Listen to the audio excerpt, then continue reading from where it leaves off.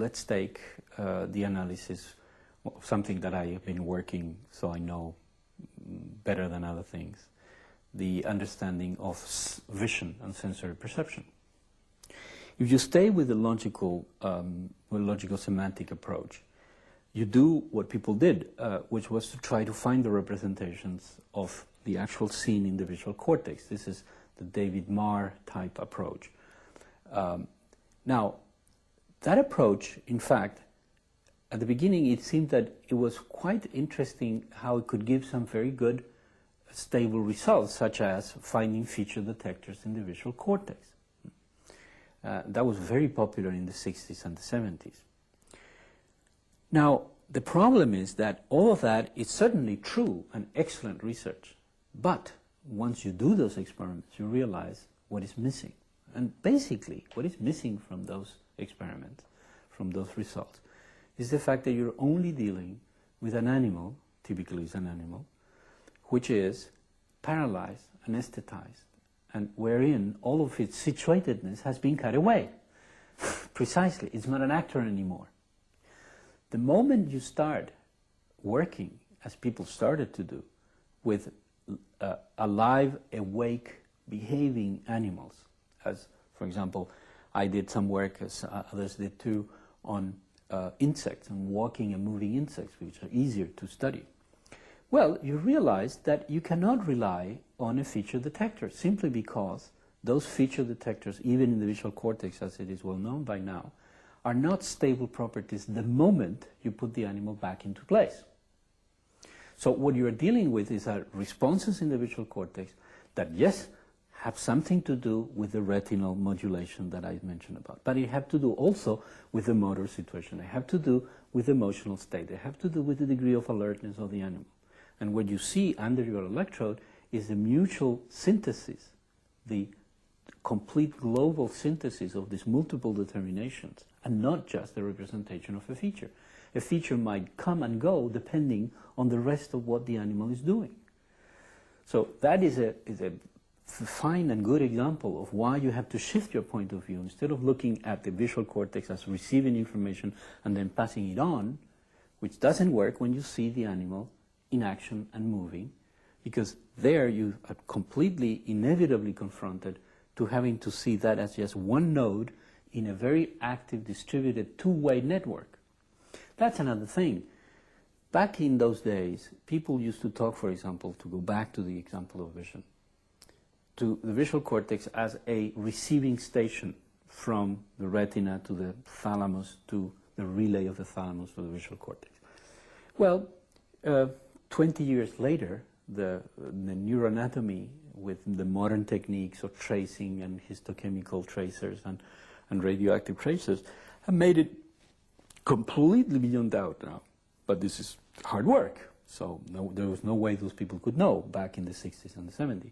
But clearly conclude that every node, every point in the brain, say the visual cortex and the geniculate, the thalamus, they're not just, there's never a one-way street. There's always two-way streets. So the thalamus, yes, it does receive modulations from the retinal interface, but it also receives modulations from the cortex itself, to which it is sending some responses from its cells up. So you have this two-way conversation, and it's true for virtually every other part of the visual cortex, and certainly of the thalamus and the colliculus and so forth. So that is an example that I love to give, that if I am this very modest thalamic neuron, which is supposedly a relay, I'm supposedly a relay listening to the retina and passing it on to somebody else, that just doesn't work, because I am talking to 25 different nuclei at the same time, and one of them is the retina. So yes, I am receiving a sensory modulation from the retina, but it is far from being the input. The determinant thing is a modulation on an ongoing conversation, which is why you need the dynamic metaphors, which is why you need to shift from the information treatment, symbolic treatment in a discrete, step-by-step, linear time model to a dynamical model where what you work is explicitly with this constant by-way interaction and where the whole issue is how to get to the coherences of those two ways of interactions, which is a very strange question if you stay in the more information processing approach. Now, it is true that in between these two things, what you find in the history of this field is the tremendous boom of the connectionist, neural network approaches, which should be mentioned here. The neural network approaches, to me, were very important because for the first time introduced some dynamical principles into the whole field. But by and large, the neural network theorists in the late 70s, in the mid-70s, were people who were still completely sold to epistemologically to this information extraction processing response point of view. So they were still cognitivist, logical-semantical people.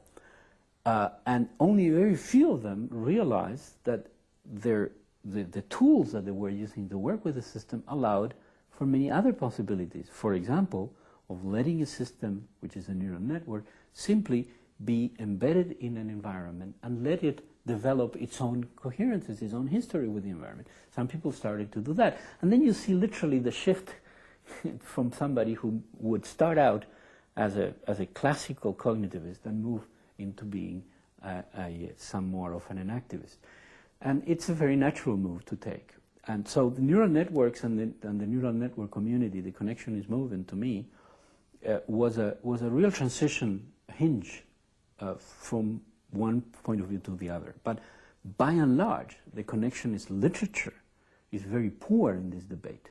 And it's only when you start really tearing out all the consequences of it that you see what can be done by abandoning completely this more representationist point of view, that is of expecting that what knowledge is about some kind of inside representation of an outside.